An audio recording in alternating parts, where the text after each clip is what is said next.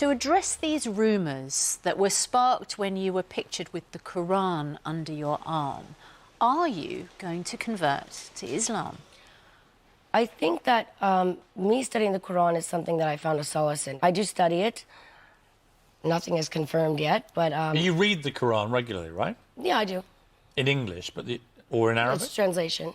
But it's easier for me to learn Arabic by writing it and for prayer hour listening to it. I've noticed you've Instagrammed some sayings from Prophet Muhammad. I mean, you're taking this pretty seriously. I mean, well, are you in the... Salam alaikum on my phone for a long time before I cleaned my whole slate of Instagrams and Twitter posts. So that was there for quite some time. And people didn't realize that. It's just when it was wiped, that was the only thing people saw. And that Quran shot was actually from New York almost 5 years ago, or 4 years ago when I was Just there. to clarify, are you in the process of potentially converting to Islam? Is that how you would categorize it? I think religion is, you know, any religion anyone chooses is a personal belief, just as a spirituality, whatever you believe. My sister's Buddhist. It's a consideration I have. Why are you reluctant to say either way? Because I don't want to speak on something that I haven't finished yet. I don't think that's right. What is it that appeals about Islam to you? As I said before, I find a solace in studying not just the Quran, other religions, just like meditation. I think something that feeds my soul and learning different cultures and beliefs. In the Islamic culture, I found a lot of people that it's very... I feel like it's a family to me, a lot of my friends that are Arab. And they've been really good people to me, and also working with kids in Syria. It's something I want to learn the language so that I can discuss situations with them. I want to be on the same page as everyone. And when I go to Turkey and there's prayer hour, it calms me. So it's something that I'm interested in. I mean, back in America, it's a polarizing thing, isn't it? To just even suggest you might be, you know, you picture with the Quran, you get a lot of abuse suddenly and so on. How do you deal with that? When I was flying to New York recently, I was wearing a headscarf, and I got stopped. She opened my passport and saw Lindsay Lohan and started immediately apologizing, but then said, please, but take off your headscarf. Really? Yeah, and I did. I mean, it's okay, but what scared me is that moment, how would another woman who doesn't feel comfortable taking off her headscarf feel? That was really interesting to me. I mean, I was kind of in shock. And you felt that you had been deliberately targeted because they thought that you were an Arab, a Muslim? I don't know. I can't speak for what the purpose of it was, but it was really... Did they take you aside, or what happened? I got double-checked until she realized, and you've never had that before? No. It was strange. Did that freak you out a bit? It did. It did.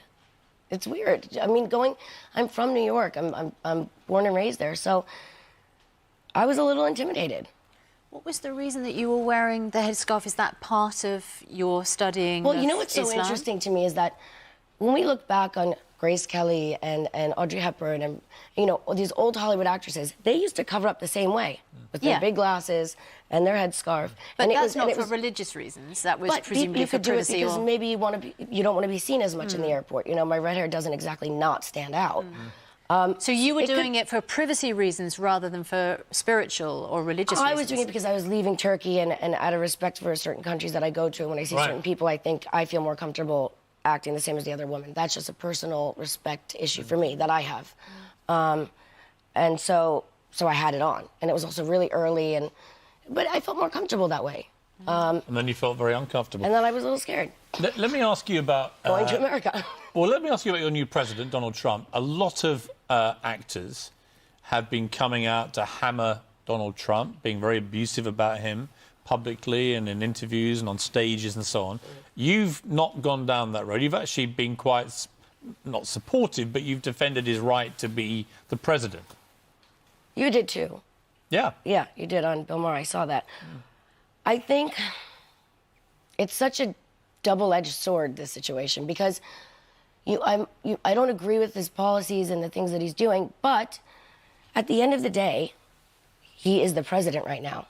So what's the point in picking on someone instead of letting just see what they're capable of or not capable of? I can't speak on that because I'm not him. I don't know what goes on. I would love to be a fly on the wall. Do you feel like the hysteria is slightly overplayed at the moment? Because I do. I think so. I think so. I think it's just people are, you know, making it overly dramatic. And I do think his Twitter needs to be taken away or deleted. I just think, why don't kick someone when they're down? Aren't you doing a news thing where you take over people's Twitter? Yes, I just filmed the sizzle reel for a show. What is it?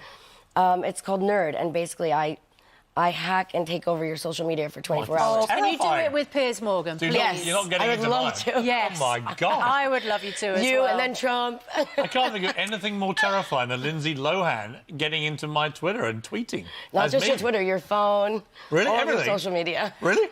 Yeah. And you just take over? I take it over, and there's a series of dares, of which things you think you may be good at, which you probably aren't good at, that your friends will tell me about. And you can make money within those dares and then proceed to live